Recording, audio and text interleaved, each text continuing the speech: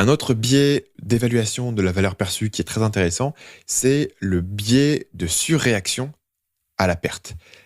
L'idée ici, c'est que vous allez recevoir plus d'émotions négatives quand vous perdez 100 euros que vous allez en recevoir d'émotions positives quand vous gagnez 100 euros. En d'autres termes, la perte est plus douloureuse que le gain est agréable. Et là-dessus, une expérience intéressante a été menée par Danny Kahneman qui fait l'expérience suivante. On sépare une population en 3 groupes. Le premier groupe reçoit une barre de chocolat. Le deuxième groupe reçoit un mug. Et le troisième groupe ne reçoit rien. Maintenant qu'on a donné à ces groupes un acquis, on va leur proposer d'échanger ce qu'ils ont eu contre l'autre élément. Donc les gens qui ont reçu une barre de chocolat, on va leur proposer d'échanger leur barre de chocolat contre un mug. Les gens qui ont reçu un mug, on va leur proposer de l'échanger contre une barre de chocolat. Et les gens qui n'ont rien reçu, on va leur permettre de choisir soit un mug, soit une barre de chocolat.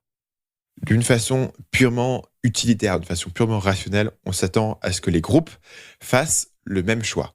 Mais il s'avère que les groupes sont largement influencés par ce qu'ils ont déjà en leur possession. Et donc, 86% des gens à qui on a donné un mug choisissent de garder le mug. 90% de ceux qui ont reçu une barre de chocolat choisissent de garder la barre de chocolat. Et 56% de ceux qui n'ont rien obtenu, donc le groupe contrôle, choisissent le mug. Ce qui est intéressant aussi, c'est de voir que la préférence des gens est très largement influencée par ce qu'on leur a donné au départ. En d'autres termes, quand ils ont reçu quelque chose, ils se sont convaincus que cette chose était la bonne chose. Et surtout, la douleur de perdre cette chose pour échanger est très forte. Et donc, ils vont la plupart du temps choisir de garder ce qu'ils ont plutôt que d'échanger contre quelque chose d'autre. Le biais de surréaction à la perte est très important en marketing et va se retrouver dans beaucoup d'opérations différentes. Et une des opérations les plus importantes, c'est en termes de garantie.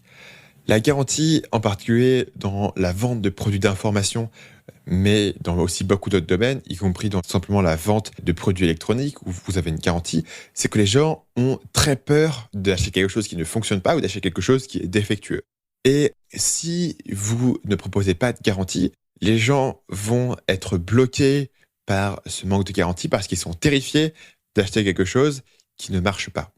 Et fondamentalement, leur peur de perdre est démesurée par rapport à la vraie probabilité que votre produit soit défectueux ou inefficace.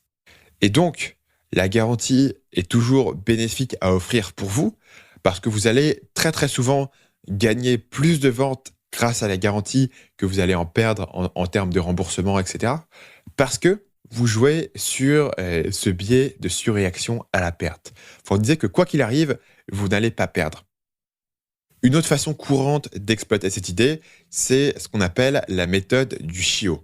Donc la méthode du chiot, c'est de dire, si vous voulez vendre des chiots, la meilleure façon de le faire, c'est d'aller voir la famille, de leur dire, tenez, voici un chiot, voyez comme il est mignon, eh bien, prenez-le, amenez-le chez vous, gardez-le pendant une semaine, et au bout d'une semaine, si vous n'avez pas envie de le garder, vous nous le ramenez. Et si vous faites ça, presque personne ne va passer une semaine avec le chiot et ensuite va décider de vous le ramener. Pourquoi ? Parce qu'on s'y est attaché, les enfants l'adorent, on ne peut pas revenir en arrière. On ne peut pas rendre le chiot, même si à l'origine, on n'aurait jamais voulu adopter un chien, ben maintenant qu'on en a un, on ne va jamais le rendre. Et vous aurez reconnu cette idée un peu partout en marketing, c'est l'idée des essais gratuits. Quelqu'un qui n'était pas forcément intéressé par un produit, vous allez lui permettre d'essayer le produit, de vivre un peu avec, et tout d'un coup, maintenant vous allez lui reprendre le produit, son essai gratuit est terminé, et maintenant, le produit est devenu un acquis, c'est quelque chose qui fait partie de sa vie, de son quotidien. Il est très difficile de s'en défaire. Et la perte de ce produit est plus douloureuse que ce que le gain d'acheter le produit à l'origine aurait apporté.